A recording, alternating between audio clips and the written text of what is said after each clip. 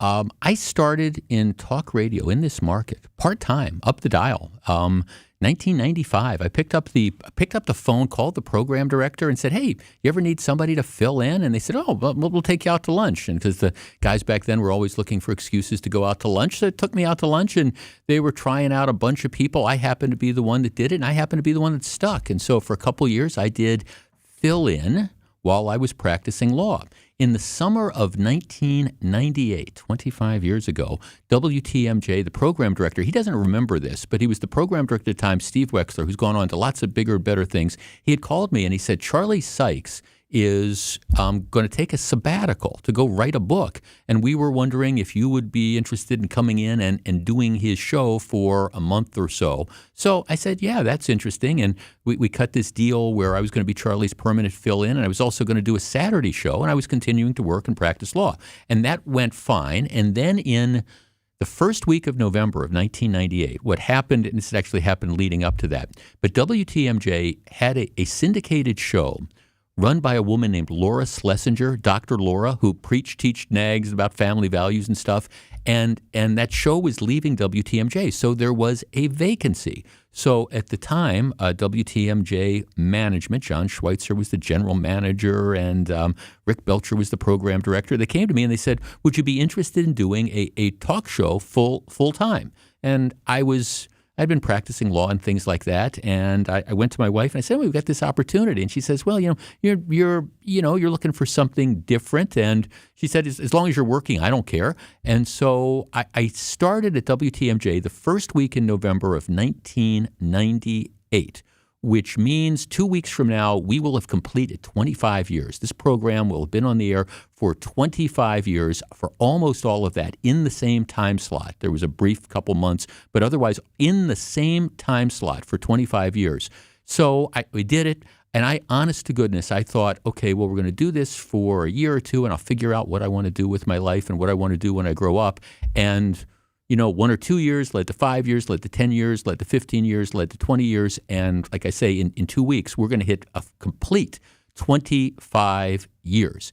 It has been a wonderful run, but no show lasts forever. And we're announcing today that I'm going to be retiring from WTMJ at the end of this year. The last show, edition of the Jeff Wagner Show on WTMJ, is going to be Friday, December 15th. I'm on the payroll with vacation stuff through the end of December. And I think, after the last live show on Friday, December 15th, we're going to play some best ofs or things like that, and then kind of move on. It has been just a wonderful experience. And as I was saying earlier and saying to some people this morning, I'm not saying it's unprecedented, but to have the ability to work on a radio station in your hometown in essentially the same time slot for 25 years, it doesn't happen very often. And I am deeply indebted to all the talented people that I've worked with, both on the air and behind the scenes at WTMJ, to allow that to happen. And I can't tell you how much I appreciate that. I also really appreciate what a class act Good Karma Brands, the company that owns us now, is, because we kind of decided this a few months ago. We've been kind of working up to this. And a lot of times in this industry, people like me, on-air talent, they don't get a chance to say goodbye. You're just kind of like gone. And a lot of times when you're sitting there in July and you're saying, okay, well, I'm not going to be there in January, a lot of times what happens is management calls in security and they give you your banker's box, your box full of future endeavors, and they send you out the door.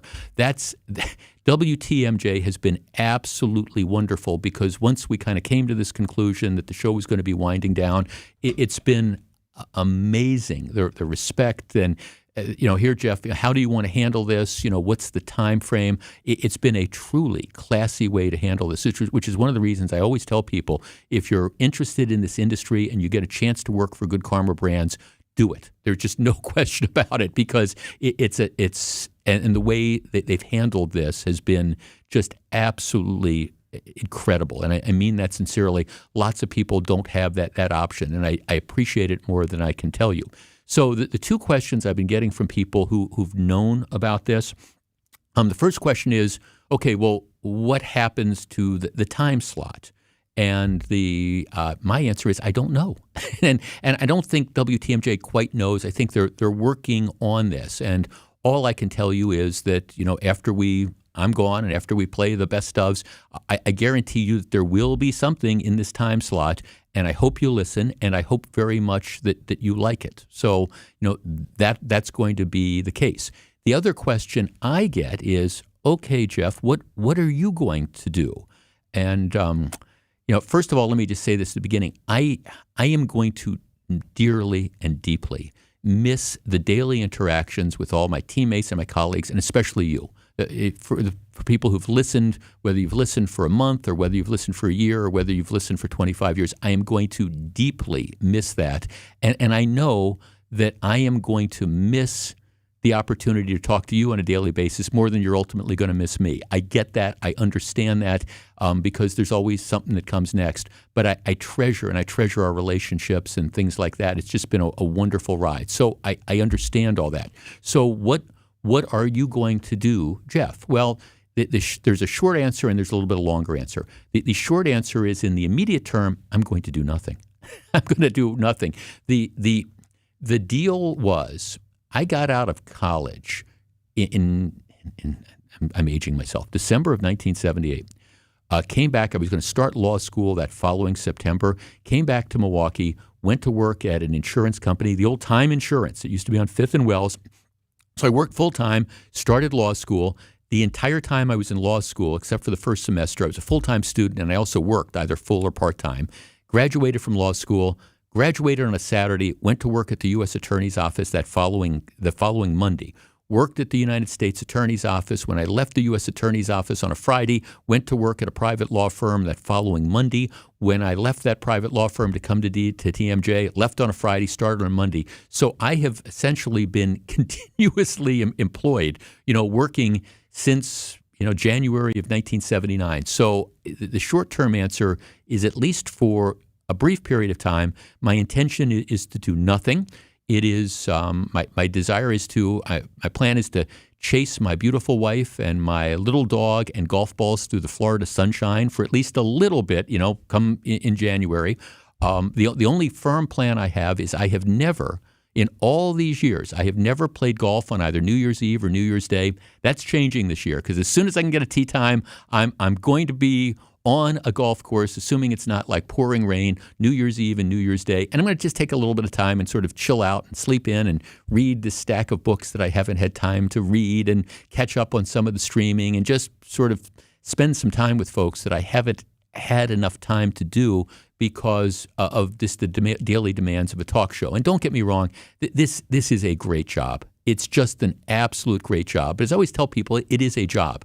And every once in a while, I'll get texts from folks who say, oh, you only work 3 hours a day. And my response is, well, that's cool, because if I'm making it look that easy, then I'm doing a good job. But at least for me, I haven't figured out how to just kind of come in, open up the microphone, talk for 3 hours, and be able to sustain a show. There's hours and hours of preparation time that go into this. And so I'm going to be looking forward to taking a little bit of time and just kind of decompressing. That said, I am not ready to completely get out of the game when it comes to dealing with public policy issues and things like that. So I'm kicking around a few ideas. I really, until we announce this publicly, I really haven't started actually trying to put any of this into work. And like I said, I'm going to be on the payroll till the end of the year. So I doubt I'm going to really start taking steps to kind of figure out exactly what you're going to do. But for those of you who don't know, I describe myself as a recovering attorney, but actually I've kept my law license all these years. So I think after leaving WTMJ, I might look to see if there's some opportunities in legal fields, ranging from maybe a chance to get involved in some advocacy for issues that are important to me. Might be just as simple. Every once in a while, I think I'd like to go back into the courtroom and maybe, try cases. Might be some suburban DA's office that needs somebody to come in for, when some of the regular people are on vacation in the summer and handle court appearances for a day. It might be something like that. Might be something more involved. I'm looking to see what the opportunities are, and who knows what's going to happen when the phone rings. The other thing that I intend to do, and again, I haven't started putting this into effect yet. But one of the great things about doing radio talk shows is that the technology is such that you can do your shows from anywhere. You don't.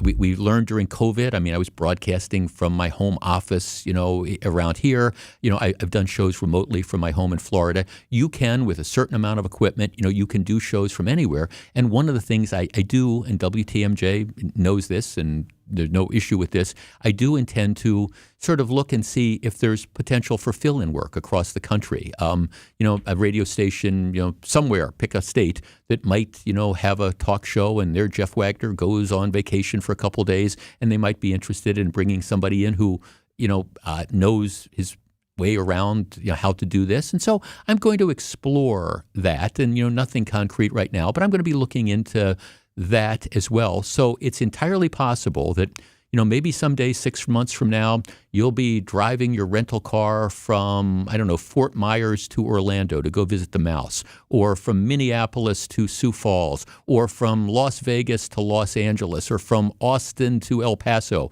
And you hear this voice come on the radio, and you say, it sounds awful familiar. Well, it could very well be me telling, the old stories to a new set of listeners. So it'll all work out, and I've got plenty of time to figure that out.